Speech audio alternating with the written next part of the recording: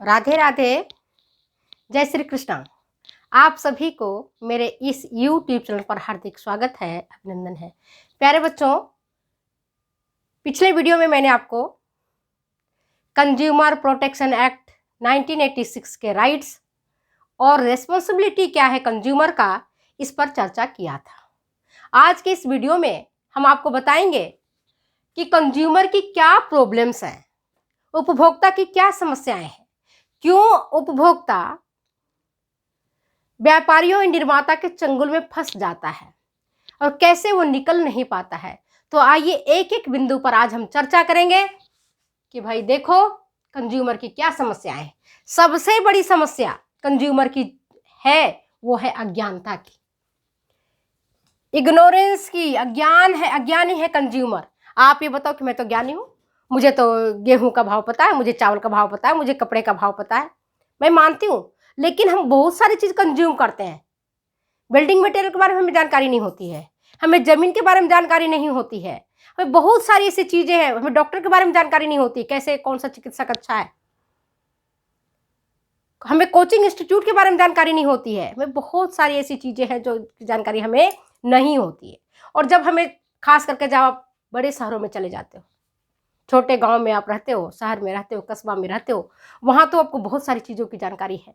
लेकिन आप बड़े शहर में चले गए, महानगर में चले गए, वहां आप देखो जानकारी आपको नहीं मिलती है और ग्राहक को, जो हम कंज्यूमर हैं, उसको लूटता है, व्यापारी लूटता है, निर्माता लूटता है, दुकानदार लूटता है। अज्ञानता के कारण हमें जानकारी ही नहीं।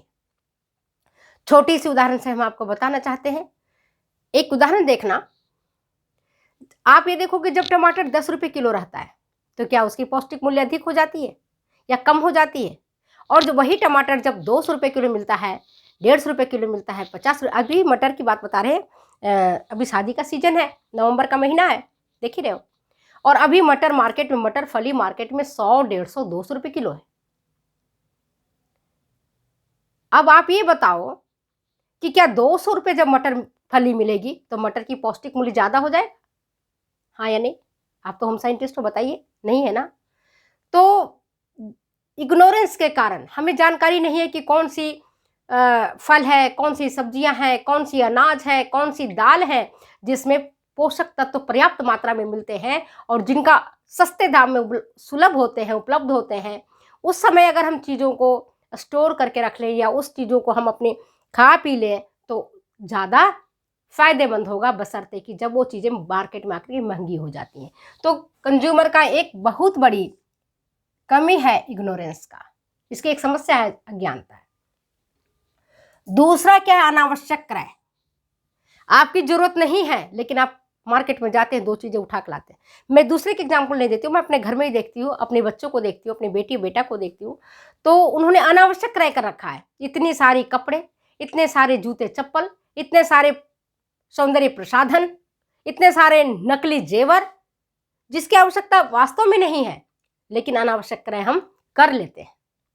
आज की आधुनिकता के दौर में हम सोचते हैं रोज बदल बदल के हमको कपड़े पहनने हैं, रोज बदल बदल के जूते चप्पल पहनने हैं, रोज बदल बदल करके हमें सौंदर्य प्रसाधन का यूज करना है, नकली जेवर पहनने हैं, है ना? तो ऐसी स्थिति में हमारा क्रय जो वास्तव में नहीं होना चाहिए, अनावश्यक क्रय हम कर लेते हैं।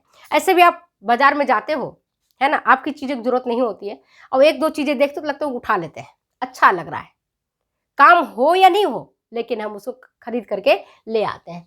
तो अनावश्यक क्रय भी उपभोक्ता की समस्या। उपभोक्ता की ज़्यादा जरूरत नहीं है। आप मान लो 100 साड़ियाँ रखते हो या 50 साड़ियाँ रखते हो या 30 साड़ियाँ रखते हो या 25 रखते हो या 20 रखते हो या 10 रखते हो, एक बार में तो एक ही कपड़े पहने हो, एक ही परिधान का यूज करोगे।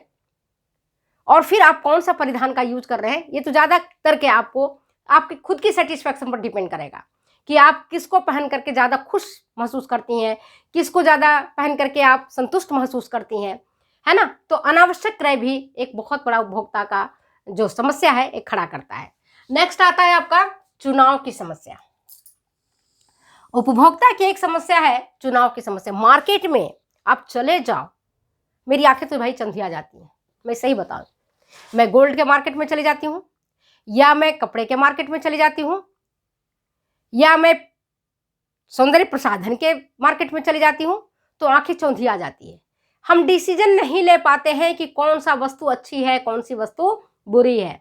एक से एक डिजाइन परिधान का, एक से एक कपड़ा जब आंखों के सामने आता है तो हमारे सामने एक समस्या उत्पन्न हो जाती है कि हमें ये भी पसंद आ रहा है, हमें ये भी पसंद आ रहा है, हमें ये भी पसंद आ रहा है, हमें ये भी पसंद आ रहा है, हमें ये भी पसंद आ रहा है। मतलब हमें लेना है एक चीज, लेकिन पसंद हमें 4 5 6 आ जाता है। वहां पर चुनाव की समस्या हो जाती है। हम चकाचौंध, दुनिया की चकाचौंध में हमारी आंखें चौंधिया जाती है और हम कंफ्यूज हो जाते हैं। आखिर हमको लेना क्या है, हम क्या लेने आए थे और हम क्या लेके जा रहे हैं, हम खुद के निर्णय नहीं कर पाते हैं। तो कंज्यूमर्स की, ग्राहक की एक सबसे बड़ी समस्या है चुनाव की समस्या। इसके बाद आता है निरक्षरता। यद्यपि जब भारत आजाद हुआ था जिस समय, तो आजादी के समय भारत की जो साक्षरता थी बहुत न्यून थी, आपको भी पता है। धीरे धीरे हर स्कूल में, हर गांव के आसपास में स्कूल खुला, कॉलेज खुले, तो निरक्षरता पर काफी हद तक काबू पाया गया। प्रौढ़ शिक्षा अभियान चलाया गया, है ना, प्रसार शिक्षा अभियान चलाया गया। इस तरह से करते करते आज निरक्षरता पर काफी हद तक काबू पाया गया है। लेकिन फिर भी बहुत सारी ऐसे स्त्री और पुरुष हैं जो निरक्षर हैं, जो पढ़ना लिखना नहीं जानते हैं, जो अंग्रेजी में नहीं जानते हैं। जैसे वैल्यू लिखा रहता है, किसी भी पैकेट को तुम खरीदो, सरस घी का खरीदो या तुम चाय का टाटा टी खरीदो, तो देखो अंग्रेजी में लिखा रहता है, उसका मूल्य भी अंग्रेजी में लिखा रहता है, एक्सपायरी डेट भी अंग्रेजी और हिंदी में लिखा रहता है। तो जो नहीं अच्छे तरह से पढ़ना लिखना जानते हैं, वहां पर ठगे जाने की ज्यादा चांसेज रहता है। किसी में आप देखोगे कि अगर टाटा टी का आप लो तो उस पर एक चीज फ्री है ना। आप खरीदने जाते हैं, आप निरक्षर हैं, आपको आइडिया नहीं है ना, कितना उसका वैल्यू है, तो जितना दुकानदार बोलता है उतना आप दे देते हो। उस पर फ्री है एक कोई और चीज, तो आपको वो दुकानदार आपको नहीं देता। वो जानता है कि आप निरक्षर है, आपको आइडिया तो है नहीं। तो निरक्षरता भी एक कंज्यूमर की समस्या है। नेक्स्ट आता है झूठे एवं भ्रामक विज्ञापन। ये बहुत बड़ा झूठे और भ्रामक विज्ञापन जो है वो आज के डेट में आप देखते हो, निर्माता विज्ञापन पैसा खर्च करता है, एडवर्टीजमेंट पर पैसा खर्च करता है और एडवर्टीजमेंट के माध्यम से कमाता है। वो क्या कहता है, आंवला तेल लगाओगे बाल लंबे और घने हो जाएंगे, फेयर एंड लवली लगाओगे चेहरा गोरा हो जाएगा, और फिर उसमें हीरो हीरोइन अपना आते हैं, अगर बोरोनिल लगाओगे तो चमक उठोगे आपका चेहरा। अरे ऐसा होता है क्या?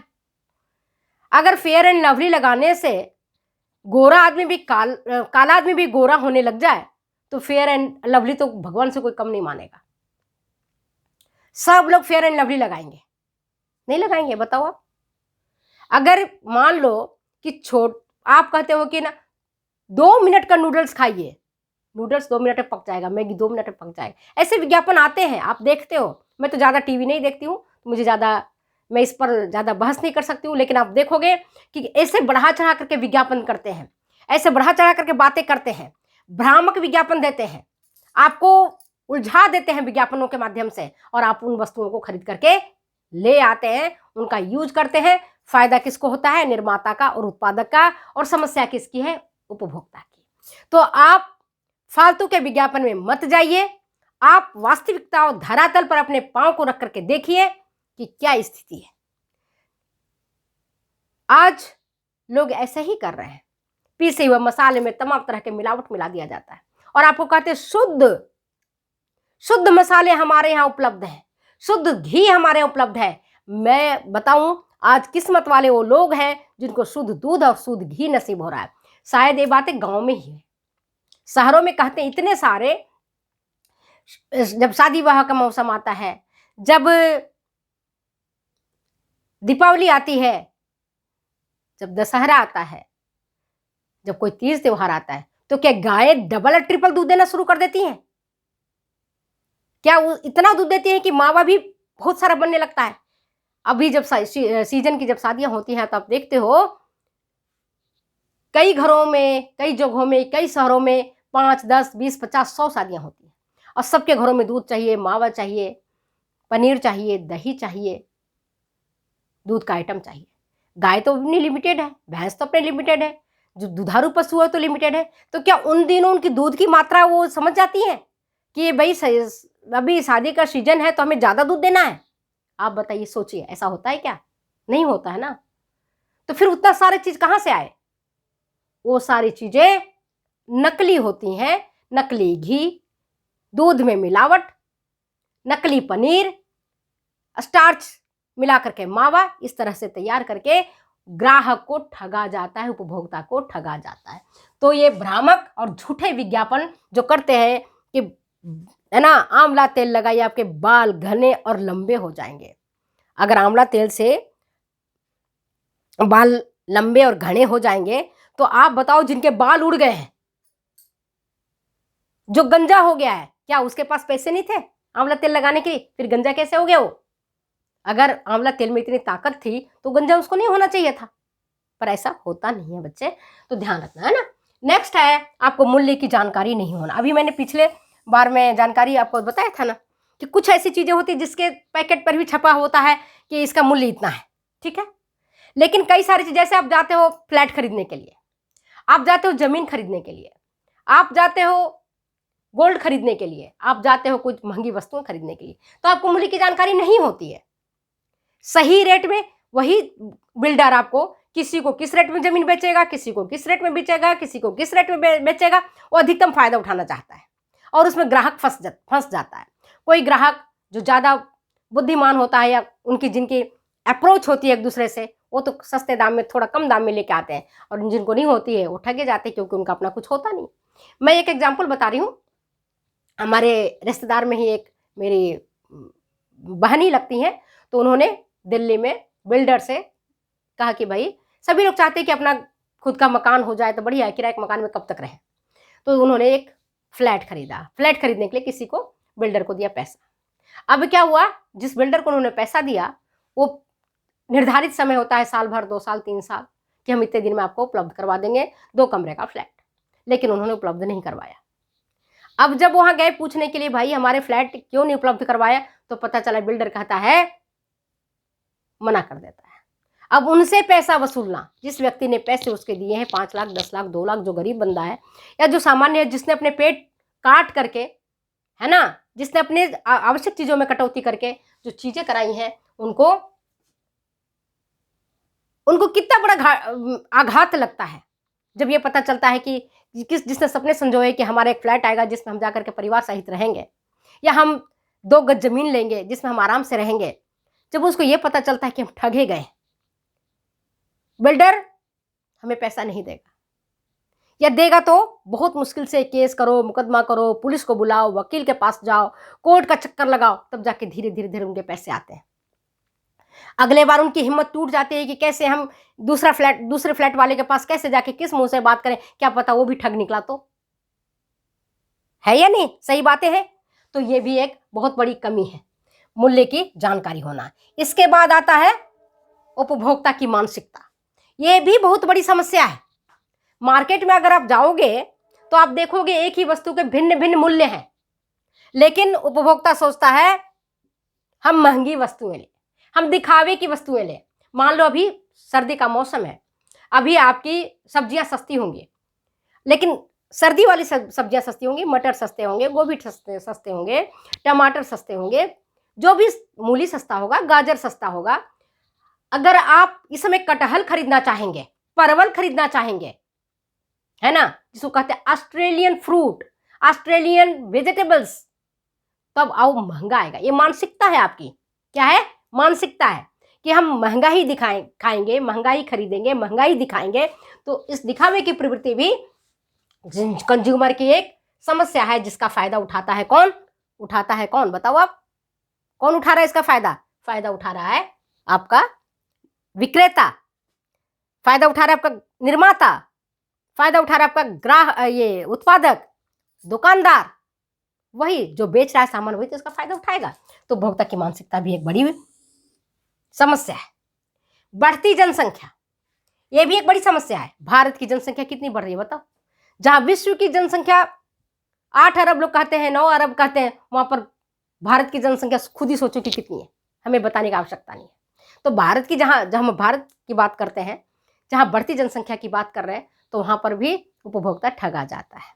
मैं बताऊँ एक एग्जाम्पल, मैं कोटा गई थी, अपने मेरे बच्चे पढ़ रहे थे कोटा में, और कोचिंग कर रहे थे IIT के।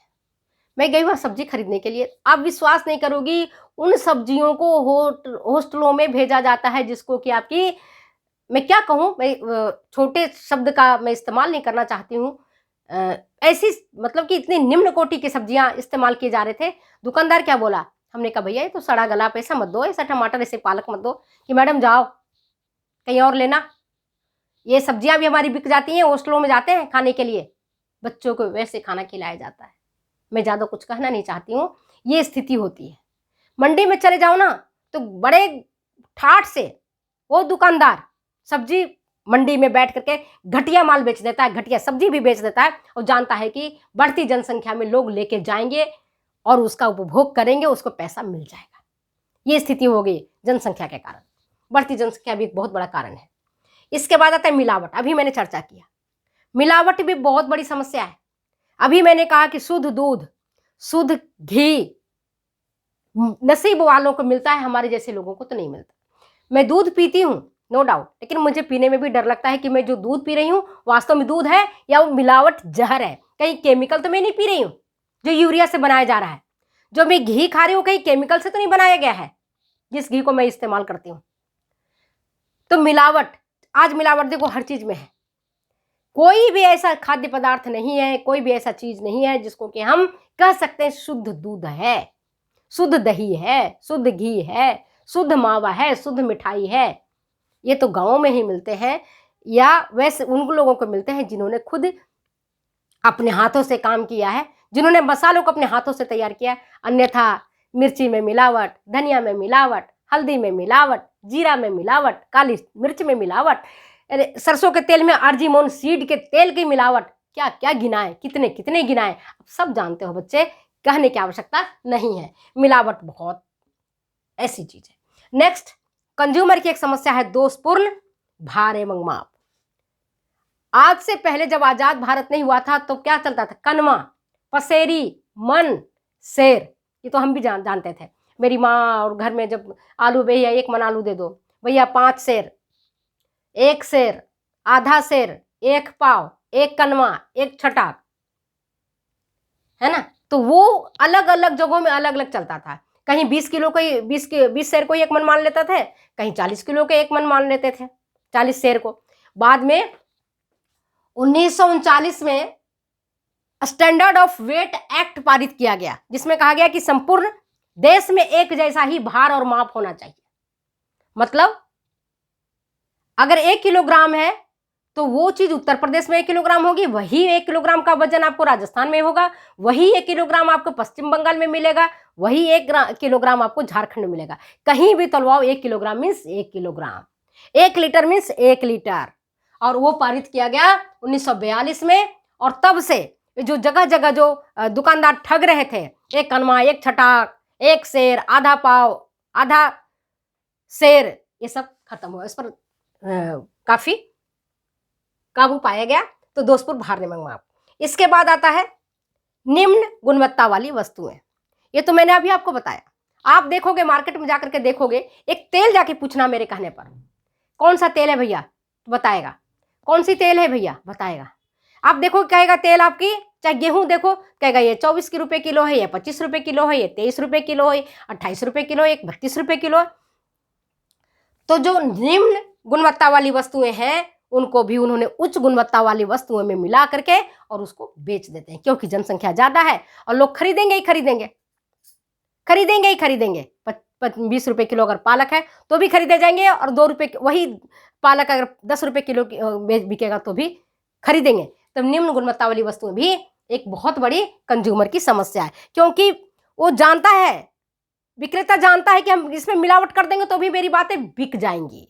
आप चले जाओ मार्केट में, आप कहोगे भैया ऐसा है, मैं कहेगा मैडम जाइए जाइए, आपके जैसे 100 लोग हमारे घर में चक्कर लगाते हैं, हमारी दुकान अब माल ही नहीं है, माल नहीं, आप चले जाइए, ऐसे बोल करके भगा देते हैं। और ये जो है, मैंने नेक्स्ट बिंदु, व्यापारियों का शिष्ट व्यवहार। व्यापारी, अभी मैंने जो बात बताया, व्यापारी क्या, ज्यादा आप सब्जी खरीदना, आप छांटने की कोशिश करना, आप देखोगे क्या कहेगा, मैडम छाट के नहीं दूंगा, मैं तो ऐसे दूंगा, फिर मेरा पड़ता ही नहीं पड़ेगा, अब छोटा बड़ा सब ले जाना पड़ेगा, कटा फटा सब ले जाना पड़ेगा। और अगर आप कहेंगे नहीं भैया आपने, हम तो आपको कटा फटा नोट नहीं दे रहे हैं, हम तो अच्छा नोट दे रहे हैं, तो आप ऐसा क्यों करोगे, तो वो वही बंदा क्या कहेगा, क्या कहेगा, जाइए जाइए हमारे पास माल नहीं है, आपके जैसे तो खूब हमारे आते हैं दुकान में, हमें बेचने की जरूरत नहीं है, हमारे पास माल ही नहीं है, हम आपको नहीं देंगे। इतना आपको इस तरह से जलील करेंगे ना कि अगली बार आप हिम्मत नहीं कर पाओगे कि उस ठेले वाले के पास, उस दुकानदार के पास आप जाकर के बात कर सके। क्योंकि हम पहली बात बता रहे हैं कि उपभोक्ता संगठित ही नहीं है। अगर उपभोक्ता संगठित रहता तो जो दूसरे दो ग्राहक रहते वो कहते हम सामान नहीं खरीदेंगे, आपने इस तरह से कैसे बोला, हम नहीं खरीदेंगे, हम अगर बाइकआउट कर देंगे तो क्या उसकी हिम्मत होगी, लेकिन नहीं, हम असंगठित है ना, सबसे बड़ी बात। और दूसरी बात है व्यापारी जब हमको मतलब क्या कहते हैं उसको, हमारी जब बेइज्जती कर देता है सबके सामने, हम ठेठ भाषा में बोलते हैं लुलुआ लेता है, जिसको अशिष्ट भाषा का उपयोग करता है, तो हम शर्मा जाते हैं, फिर जैसा तैसा सामान देता है हम घर लेकर के आ जाते हैं और मन को महसूस करके कहते हैं, और कहते हैं भैया 2 किलो का सामान खरीदोगे तो पाव तो निकलेगा, पाव तो खराब होगा, ऐसा मान करके हम चुपचाप बैठ जाते हैं। इसके बाद है नेक्स्ट बिंदु, वो है वस्तुओं की अपर्याप्त आपूर्ति। अपर्याप्त आपूर्ति आप जानते हो, जब कोरोना हुआ था तो आप गांव में थे, मुझे नहीं पता, या शहर में था, मुझे नहीं पता आपकी स्थिति क्या थी। यहाँ पर जोधपुर की बात बता रही हूँ, वस्तु जब सब्जी लेकर के गाड़ी आती थी तो लोग लाइन में लग जाते थे पैसे लेकर के, और उस समय तोरू 100 रुपये किलो, 40 रुपये पाव से कोई सब्जी तो कम थी ही नहीं। पनीर वाला आता था तो पनीर पहले बिक जाती थी, दूध वाला आता था दूध पहले बिक जाती थी, क्योंकि वस्तुओं की पूर्ति ठीक प्रकार से नहीं होती थी, पर्याप्त आपूर्ति नहीं हो पाती थी, ट्रक नहीं आते थे, सब्जियां लेकर के नहीं आते तो लोग क्या खाएंगे। तो ये कंज्यूमर की बहुत बड़ी समस्या है। इस समस्या पर मैंने आपको चर्चा की है। फिर मिलते हैं हम अगले वीडियो में अगले एपिसोड के साथ, तब तक दो जाने की इजाजत। ओके, बाय बाय बच्चे, और best of luck for exam.